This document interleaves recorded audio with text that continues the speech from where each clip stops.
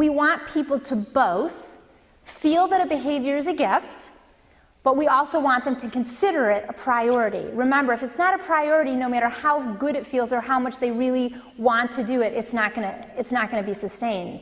So the question is, how do we help masses of people get to sustainable behavior change? I think we have made huge assumptions that we should be promoting health. That's what our whole health promotion, that's what our field's called.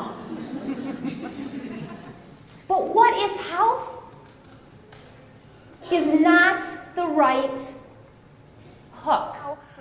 We often think that motivation is what we need to get us going, right? There are phrases like jumpstart your motivation. But in fact, motivation is not the beginning, and it's not the beginning of the process. It's the result of something else. And it's the result of what I call the why. And when I say the why, I'm talking about things like people's reasons for changing, their goals for changing, their motives for changing.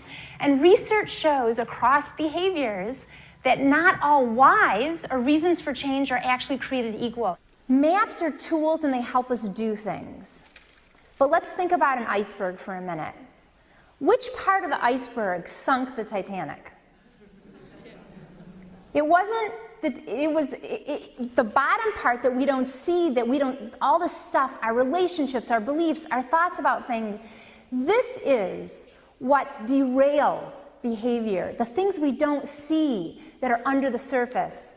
So I want to suggest to you in the framework that I'm teaching today that the bottom part is where people's relationships with behaviors lie. And if we don't address these and help convert these behaviors into gifts and into essential fuel, the bottom is what's going to derail people every time. And the top part can help us, but we've got to address the bottom part and help people with the bottom part. We should be talking to kids about this. And again, I want to reinforce that it's easier for people to give themselves permission when other people do, because permission to prioritize literally has to do with changing the way our brain has been socialized since we've been kids. So this is the derailer of sustainability. It's not motivation. And switching motivation from a chore to a gift is easy. In fact, I'm shocked by how easy it is, but when I work with people and use the system that I relay in the book, systematically at the same points, people say the same things and make the change.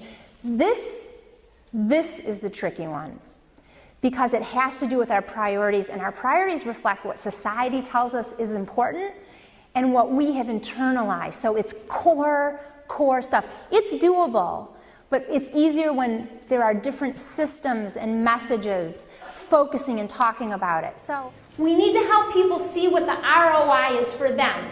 Forget about what you care about the ROI, what our bosses care about the ROI, what Obama cares about the ROI. It's what people care about. And we need to teach them that 30 minutes of moving is not about 30 minutes of moving. It's about the other 23 and a half hours in our day. It's when we move more and have more energy and reduce our stress. We enjoy work more. We're more patient parents. We don't snap at our spouses as much, right? I mean, it enhances our whole day. That's the hook. There's a 30-plus year literature in behavioral medicine showing that what people intend to do, actually, most people don't stick with. But I think we can overcome this gap. And I want to suggest to you that the way we're going to overcome this gap is through thinking more about decisions. And to do this, why decisions? Well, if we're trying to create sustainable behavior change, that ultimately means forever, right? Sustainability. We need to understand that sustainable behavior is actually made up with consistent decisions that people make day in and day out. Hundreds and thousands, if not millions of decisions that favor health.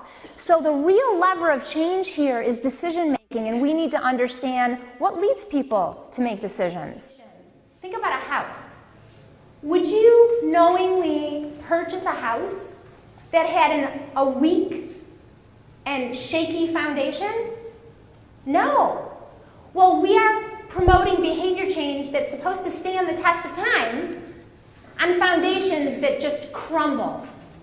So we need to start thinking about behavior as something we want to last a lifetime, and we need to start designing our programs to accommodate those goals. Consider this. When we convert a behavior like getting more sleep or dietary changes or physical activity into something that helps us be a better parent, partner, and professional, it makes that behavior deeply meaningful and very compelling to fit into our hectic lives. Thank you very much.